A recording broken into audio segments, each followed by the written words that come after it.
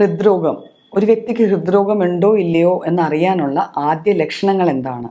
നമുക്കറിയാം ഇന്നത്തെ കാലഘട്ടത്തിൽ ഒരു കാർഡിയാക് ഇൽനസ് അല്ലെങ്കിൽ ഒരു ഹാർട്ട് ഡിസീസ് അല്ലെ മിക്കവരും പറയാറുണ്ട് ഹാർട്ടിന് ചെറിയ പ്രോബ്ലം ഉണ്ട്. ഇപ്പോൾ ഈ കഴിഞ്ഞിടക്ക് നമ്മൾ വളരെ ചെറുപ്രായത്തിൽ അത്യാവശ്യം എക്സസൈസ് ഒക്കെ ചെയ്യുന്ന ഒരു വ്യക്തി ഹൃദ്രോഗം വന്ന് മരിച്ച വലിയ വാർത്തയായ സംഭവമായിരുന്നു.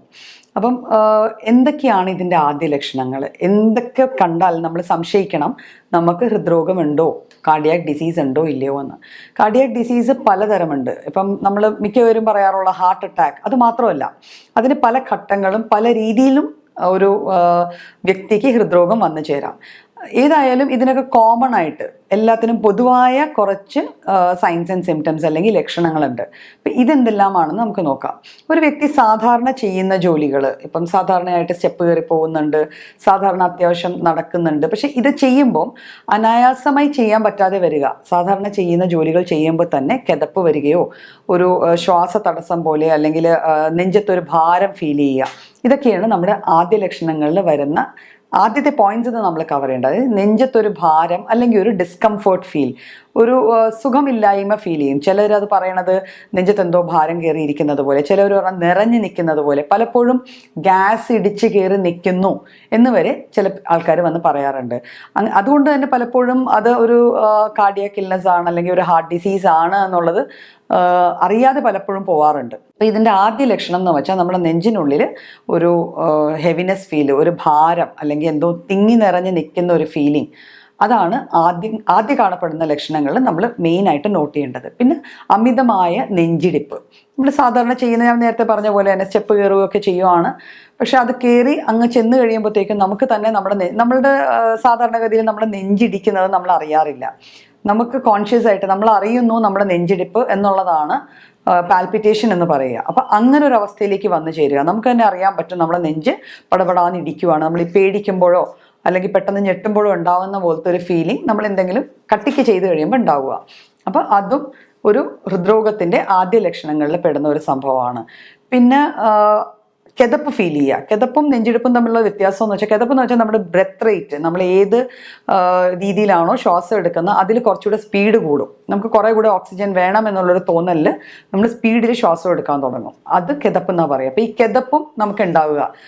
അത് സാമാന്യം ഇപ്പം നമ്മളൊരു 5-6 കിലോമീറ്റർ നടന്നു, അതേത് വ്യക്തിക്കും ഉണ്ടാവാം. അപ്പം അത് കണ്ട ഉടനെ എനിക്ക് ഹൃദ്രോഗമാണോ എന്നല്ല, നമ്മൾ സാധാരണ ചെയ്യുന്ന ജോലികൾ ചെയ്ത് കഴിയുമ്പോൾ ഇങ്ങനെ കിതപ്പ് ഫീൽ ചെയ്യുക. അപ്പം ഇതും അതിൻ്റെതായ ഹൃദ്രോഗം ഉണ്ട് അല്ലെങ്കിൽ അതുണ്ടാവാനുള്ളൊരു ചാൻസ് അതിനെ കാണിക്കുന്ന ഒരു ലക്ഷണമാണ്. പിന്നെ ചിലപ്പോൾ ഒരു തലയ്ക്ക് ഒരു ഭാരം, തലക്കറക്കം, ഇതൊക്കെ ഉണ്ടാവാം. ഇതൊക്കെ കുറച്ചുകൂടെ മുന്നോട്ട് പോയി കഴിയുമ്പോൾ ഉണ്ടാവുന്നതാണ്.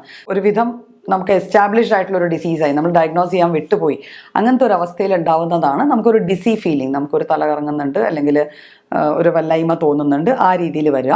പിന്നെ സാധാരണഗതിയിൽ നമ്മൾ കാണാറുള്ളത് സ്ത്രീകളിൽ ഹൃദ്രോഗം വരുമ്പം പലപ്പോഴും ഈ ക്ലാസിക്കൽ സിംറ്റംസ് ഒന്നും പ്രസൻറ്റ് ചെയ്യാറില്ല. കാരണം എന്ന് വെച്ചാൽ രാവിലെ തൊട്ട് വയ്യോളം ചിലപ്പം വീട്ടുജോലികളിൽ നിൽക്കുന്ന ആൾക്കാർ അവർ വേദനകൾ എങ്ങനെയാണ് എന്താണെന്നൊന്നും ക്ലാസിഫൈ ചെയ്യാൻ പറ്റാറില്ല. മാത്രവുമല്ല അവർക്ക് ഈ ക്ലാസിക്കൽ സിംറ്റംസ് വരണമെന്നില്ല. അപ്പം പലരിലും കാണുന്നത് കഴുത്ത് വേദനയായിട്ടാണ്.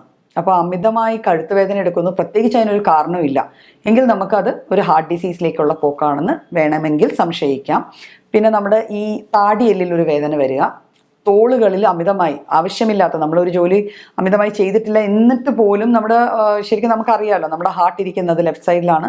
അപ്പോൾ ലെഫ്റ്റ് കൈ അല്ലല്ലോ നമ്മൾ യൂഷ്വലി യൂസ് ചെയ്യുന്നത്, എന്നിട്ടും നമ്മുടെ ആ ഭാഗത്തെ തോളിൽ വല്ലാതെ ഒരു വേദന വരിക, ഇടയ്ക്കൊക്കെ നെഞ്ചിനൊരു ടൈറ്റ്നസ്സും വേദനയും കൂടെ ഫീൽ ചെയ്യുക. ഇത് കൂടാതെ ചില ആൾക്കാർക്ക് ചിലപ്പോൾ ഗ്യാസിൻ്റെ സിംറ്റമായി ഒരു ഓക്കാനോ ഛർദിലോ ഒക്കെ വരാം. പിന്നെ ഹൃദ്രോഗത്തിൻ്റെ ലക്ഷണങ്ങൾ എന്ന് പറയുമ്പോൾ പലപ്പോഴും ചില വ്യക്തികൾക്ക് കിടന്നുറങ്ങുമ്പോൾ നേരെ നിവർന്ന് കിടന്ന് ഉറങ്ങാൻ പറ്റില്ല. അവരൊരു സൈഡിലേക്ക് തിരിയോ അങ്ങനെ കമന്നോ ഒക്കെ കിടക്കാറുള്ളൂ.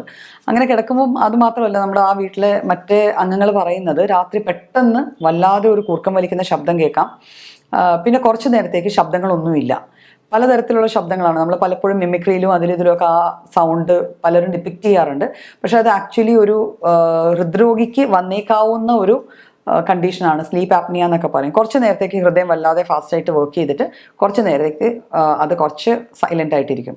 അപ്പോൾ ഇത്തരത്തിൽ നമ്മുടെ വീട്ടിലൊരാൾ വല്ലാണ്ട് കുറുക്കം വലിക്കുന്നതായിട്ട് നമുക്ക് തോന്നുവാണെങ്കിൽ നമുക്ക് സംശയിക്കാം ആ വ്യക്തിക്ക് ഹൃദ്രോഗം ഉണ്ടോ ഇല്ലയോ എന്ന്. പിന്നെ അമിതമായി വിയർക്കുക, വെറുതെ ഇരിക്കുമ്പോൾ അമിതമായി വെട്ടി വിയർക്കുക, അല്ലെങ്കിൽ ഉറക്കത്തിൽ അമിതമായി വെട്ടി വിയർത്തിട്ട് എഴുന്നേൽക്കുക, ഉണരുക. അപ്പോൾ ഇത്തരത്തിലുള്ള ലക്ഷണങ്ങൾ നമ്മളിൽ കാണുന്നുണ്ട്. നമ്മുടെ ഫാമിലിയിൽ, നമ്മുടെ കുടുംബത്തിൽ നമ്മുടെ അച്ഛനോ അമ്മയ്ക്കോ സഹോദരങ്ങൾക്കോ ആർക്കെങ്കിലും ഒരു ഹൃദ്രോഗ സംബന്ധമായ എന്തെങ്കിലും ഒരു അവസ്ഥ വന്നിട്ടുണ്ടെന്ന് നമുക്കറിയാമെങ്കിൽ, ഈ ലക്ഷണങ്ങൾ കണ്ടാൽ ഉടൻ തന്നെ നമ്മൾ ചെയ്യേണ്ടത് ഒരു ഫിസിഷ്യനെയോ അല്ലെങ്കിൽ ഒരു കാർഡിയോളജിസ്റ്റിനെയോ കണ്ട് ഇതിൽ എന്തെങ്കിലും പ്രശ്നങ്ങളുണ്ടോ എന്നുള്ളത് ഇൻവെസ്റ്റിഗേറ്റ് ചെയ്ത് അറിഞ്ഞ് അത് പ്രോപ്പറായിട്ട് ചികിത്സിക്കേണ്ടതാണ്.